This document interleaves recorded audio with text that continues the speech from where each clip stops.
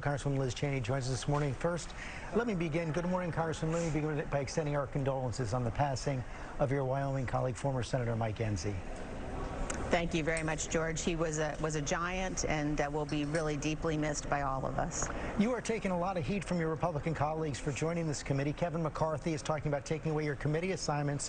What do you and the committee hope to achieve, and will you see it through, even if it costs you your seat?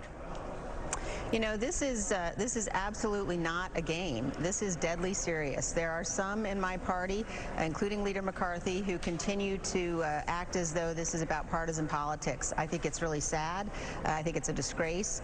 You know, this Capitol was attacked. It was attacked while we were counting electoral votes, and the American people deserve the truth. They deserve to know exactly what happened. They deserve to know minute by minute what decisions were being made, both here and in the White House, and they deserve to get to the bottom of it, and we have to make sure that it never happens again. We've got to make sure that we defend our republic and that we defend the rule of law. Congressman Jim Jordan was McCarthy's pick for this committee, and this new book, I Alone Can Fix It, reports on an encounter you had with him on January 6th. You told him, "Get away from me, you did this."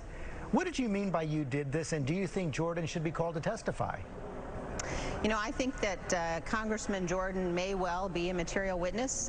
He's somebody who was involved in a number of meetings in the lead up to what happened on January 6th, involved in planning for January 6th, certainly for the objections that day, as he said publicly. So he may well be a material witness. We will, on this committee, follow the facts wherever they go and get to the bottom of it. And George will do it in a nonpartisan way, which is absolutely crucial for the future of the nation. Leader McCarthy also had phone calls with President Trump on that day. Are Leader McCarthy and former President Trump material witnesses as well? Look, I think that the American people, as I said, deserve to know what happened every minute of that day. They deserve to know about every phone call that was made in and out of the White House, every meeting, every discussion that was had that day in the White House as the Capitol building was under attack. And so the committee will go wherever it needs to go to get to the facts. And that could include subpoenas for Mr. McCarthy and former President Trump?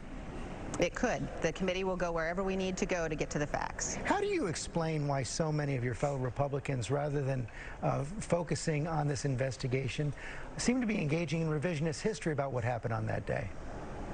I can't explain it, George. I really can't. I think when we see these four heroes today in this hearing, when we see once again the video of what happened that day, you know, my colleagues, many of them, I think almost all of them on that day and in the days after, understood what had happened, made public statements explaining that they understood what had happened, that this attack was un-American, that it was unacceptable, that it was an assault on our democracy. And I cannot explain why they have in such a short period of time gone from understanding that danger to now, in some cases, trying to whitewash it, trying to ignore what happened, and embracing President Trump, who we know a number of the people who were here invading the Capitol said they were here doing it because of him. So I can't explain that. You've been called a Pelosi Republican and a Clinton Republican. What kind of Republican do you call yourself? I am a conservative Republican. I always have been. And I think that this is certainly not the time for name calling. I think that those who are engaging in that just demonstrate yet again they don't understand. They don't care about, or they're trying to obstruct this investigation into what happened. Congresswoman Cheney, thanks for your time this morning. Thank you, George.